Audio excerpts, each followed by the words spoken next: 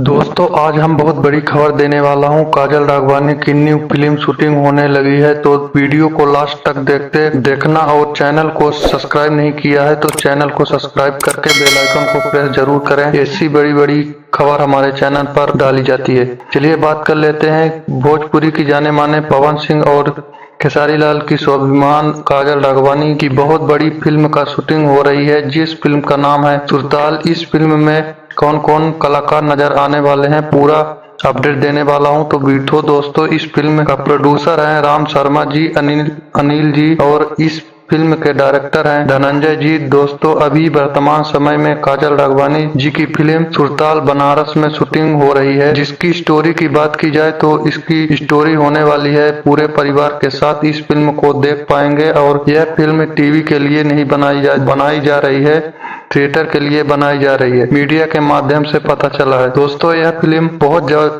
जल्द आने वाली है, आप लोग तैयार रहें। सुरताल फिल्म की शूटिंग देखना चाहते हैं तो बिंदास भोजपुरिया चैनल पर जाकर देख सकते हैं। बहुत जबरदस्त शूट किया गया है, बहुत जबरदस्त शूट किया जा रहा है। तो दोस्तों वीडियो कैसा लगा कमेंट करके जरूर बताएं, हमारे चैनल को सब्सक्राइब जरूर करें।